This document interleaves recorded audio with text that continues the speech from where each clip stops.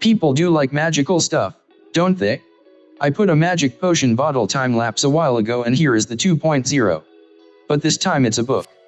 And whether you prefer my voice or not, today I am gonna give you a walkthrough on how I created this animation.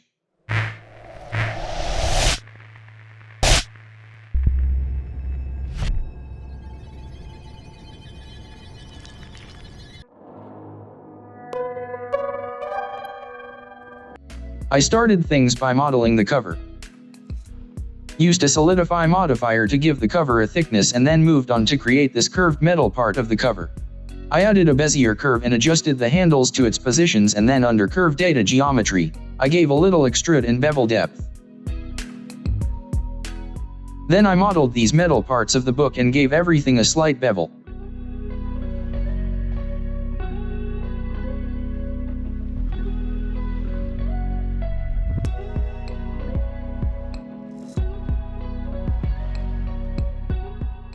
Then made the pages and added a torus and a sphere to create this magical ball in front of the cover and deleted the bottom half of them. Added a ground plane and positioned the book to sit on the ground. And after that I parented all the parts of the book to its cover, so that later it will be easier to animate the book only using the cover. To start texturing, I added a lamp and named the materials of each part while giving them a basic color. I textured the ground by simply hitting Ctrl+Shift+T and selecting the textures. It will automatically set up the node tree. But make sure you have enabled the node wrangler add-in to do so. For the gold material, I used a musgrave texture node to create a little imperfection to roughness and also used it to give it a little bump. Then for the book's cover, I used this leather texture and set its texture coordinates to object and set each texture to box and gave it about 0.25 blend value, so that I don't need to worry about UV mapping the cover. To give the texture more variation, I also mixed it with a grunge map. For the pages, earlier I used a wave texture but then used these images to give it a texture. I UV unwrapped the sides of the pages and scale it to fit the image properly. Then to create a mask for the sides of the pages, I quickly created a vertex color mask and used it to mix the two textures. To give this a more magical look, I used a magical symbol/pattern texture and used it with an emission shader, which I combined with the principled shader using an add shader node. For this glowing bubble kinda thing, I gave it an imperfect roughness in a clear coat. And now the texturing stage is almost finished, so I started animating things. First I keyframe the emission strength of the glowing ball. Then in the graph editor, under modifiers, I added a noise. Then it started to flicker a little bit. During this time I also changed the color of the magical pattern in the ball. Then I moved to animating the book. To add little touch to the hovering, I used the same technique as before, but this time added the noise modifier to the Z location of the book and also I restricted it to the appropriate range.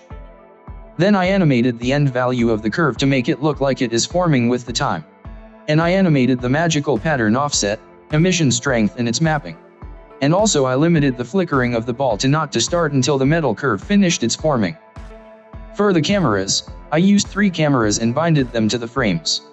You can do that simply by selecting the camera and hit Ctrl+B in the timeline.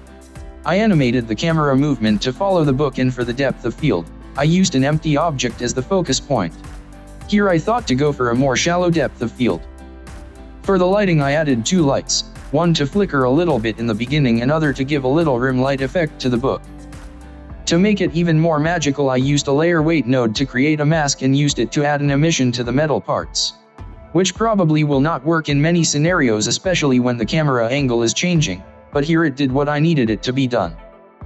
Because there is a lot of flickering stuff going on and the viewport is not playing at real time, I decided to do a test render in Eevee to get an idea of the actual flickering speed.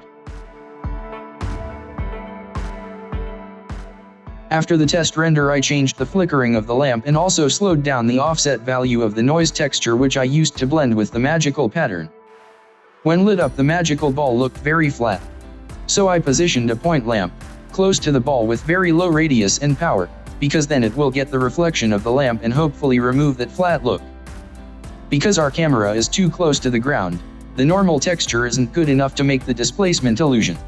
So before the final render, I changed the displacement to bump and displacement in the materials settings of the ground material, and changed the cycles to experimental mode and added an adaptive subsurface modifier to the ground.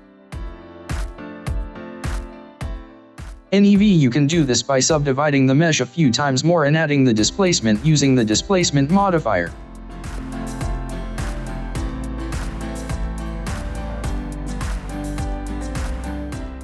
After all these I rendered out the animation. Usually I only use Blender for post-processing if it is a still render. But here, because this was an animation and also had a few different shots, I used After Effects to do the post-processing.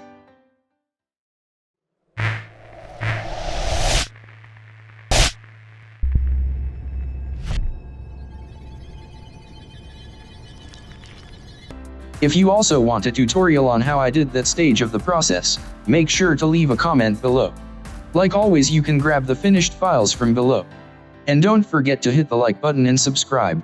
So until next time, spend every single second uploading life to your imagination.